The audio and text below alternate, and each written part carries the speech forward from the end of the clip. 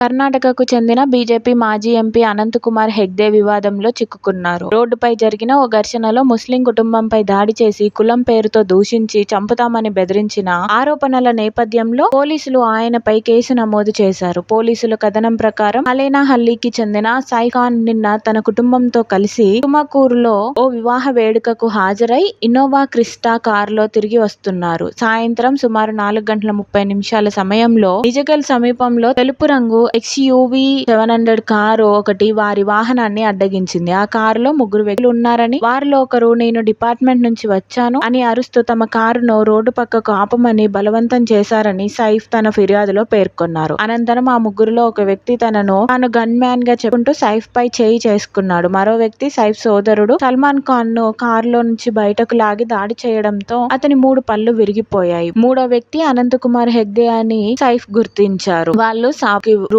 వాళ్ళు కొట్టండి అంటూ హెగ్డేనే దాడికి పురిగొల్పారని సైఫ్ ఆరోపించారు. సాబ్రు అనే పదాన్ని కర్ణాటకలో ముస్లింలను కించపరిచేందుకు వాడే గ్రామ్య పదంగా ఫిర్యాదులో పేర్కొన్నారు. దాడి సమయంలో తక్కువ సాబ్రు కులం వంటి కులపరమైన దూషణలు, అసభ్య పదజాలం ఉపయోగించినట్లు FIR లో పేర్కొన్నారు. తమపై దాడిని ప్రశ్నించిన తన తల్లి గుల్ ఉన్నీసా మెడ పట్టుకొని బట్టలు లాగి తలపై కొట్టి కింద పడేశారని హెగ్డేపై సైఫ్ ఆరోపణలు చేశారు. సైఫ్ మామ ఇలియాస్ ఖాన్ పైన హెగ్డే దాడి చేశారని, ఈ దాడిలో ఆయన పళ్ళు విరిగి రక్తస్రావమైందని ఫిర్యాదులో పేర్కొన్నారు. గన్ మ్యాన్ తుపాకీ చూపిస్తూ తమ కుటుంబాన్ని కాల్చి చంపుతానని బెదిరించినట్టు కూడా తెలిపారు. తీవ్ర గాయాల పాలైన బాధితులను ప్రభుత్వాసుపత్రికి తరలించారు. అక్కడ వైద్యుల సమీక్షంలో సైఫ్ ఖాన్ నుంచి వాంగ్మూలం నమోదు చేసుకున్న అనంతరం పోలీస్ స్టేషన్ కు తీసుకెళ్లారు. దబాస్పేట్ పోలీసులు పలు సెక్షన్ల కింద FIR నమోదు చేశారు. ఈ కేసులో అనంతకుమార్ హెగ్డేను మొదటి నిందితుడిగా, ఆయన గన్ మ్యాన్, డ్రైవర్లను వరుసగా A2, A3లుగా పేర్కొన్నారు. ఈ ఘటనకు సంబంధించిన వీడియో ఫుటేజ్ కూడా